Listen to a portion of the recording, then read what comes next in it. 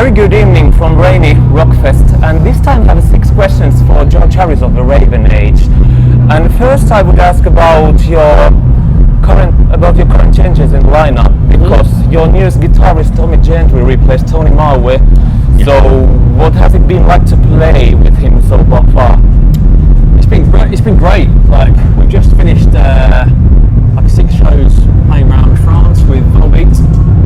So that was like Tommy's first shows with us, and it's like, to be honest, it's just been really seamless, like really smooth. Like we know him anyway. Like, I've known Tommy for years. He's a mate of ours, so it's not like we need to get to know each other, and it's kind of, there's no awkwardness or you know being on the road sometimes is a bit different dynamic when you're like stuck together all the time. But it's we know we can do that with him because he actually toured with us before. In 2015, he stood in for Dan back when Dan wasn't around. So yeah, it's just like it was a very easy swap. It was just like one of our mates joining the band, and he's an amazing guitarist. So live, we had no worries about him being able to play the stuff or his showmanship's great. He's very well experienced touring musician. So it's been good so far.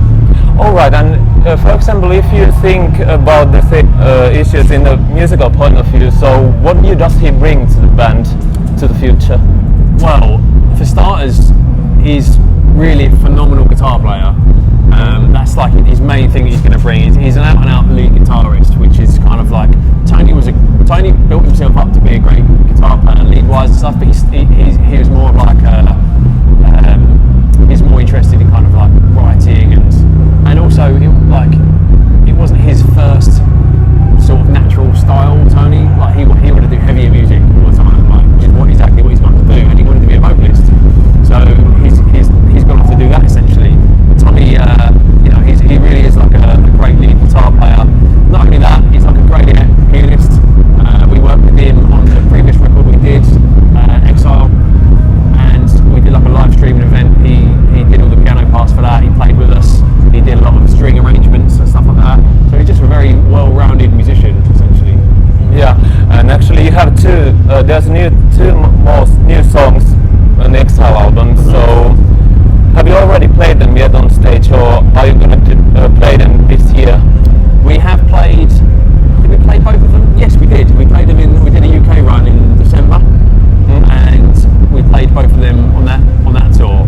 So that was they were like brand new tracks, so we thought we'd get them in this set, and it was a headline run, so we had like an hour and a half to play with. So it works when you have that sort of set length, because essentially we're a metal band, so we don't really want the whole set to be chilled out, kind of balanced, but sometimes we throw one in there. But we had like an hour and a half, hour and 40 minutes. You can afford to have take a bit of a downtime, then you come back, and then so we played them both in the UK. We're not playing them on this tour just because essentially we've been a support band and stuff. The set lengths are a bit shorter, so we kind of want to, and just for us as well, we just want to get back out there and bang back in, with the header and stuff. All right, and let's talk about your KK Steel Mill live stream. You played last year, so I like very much about the concept. So you had the solos and violins and that stuff. So have you ever been thinking about getting the same concept on stage for a live audience? That is like what we'd love to do. That's like kind of dreaming big type thing, taking a big old touring package and having like an orchestra to because we have some string parts in our live stuff on tracks and stuff like that. But the dream is to be able to get someone to do it live. So that's something we're definitely kind of aiming for at some point. All right.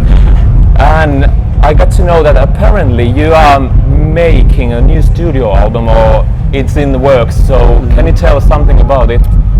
Yeah, I mean, it's a weird one. We started working on it like a couple of years ago, and then obviously when COVID happened, we didn't really want to release the album during COVID without touring and stuff, because it kind of just gets forgotten about or something, so we just kind of kept it, but we carried on working on it, and it's like we did the Exile instead as like an in-between, but we're all like really glad that we didn't do it and we carried on working away, because the songs actually changed quite a lot over the period of of the pandemic and stuff. But now, yeah, we've been into the studio. We're again working with Matt Hyde, and it's kind of pretty much done. Like we have all the songs kind of recorded. We're in the mixing stage at the moment, but like we're kind of say 2/3 of the way there. So it's really exciting. We just can't wait to get it out. It's like it feels like we've made a bit of a step up, I think, on the next album, and can't wait for everyone to hear it. Sounds fantastic. Yeah. And do you have any idea already when should a new album be released? It's one of those things, like we want to get it out as soon as humanly possible, as always, but like it's at the moment where we're in the transition of record labels and we're very close to getting it over the line with one potentially, so it's going to be it's always about like the campaign and when's the best time to release it, when we're going to be able to get to tour. But I think we're definitely going to be able to, well, I say definitely, we're hoping to at least get a single out like after the summer at some point, and then just once that's out, then the campaign will be rolling. Maybe get another one, then the album come out. Just don't know yet. Okay, So not that long. yeah, we are excited to wait for it, and let's check what happens in the future. And Thanks very much. yeah, thank you very much. No worries. Cheers, man. Cheers.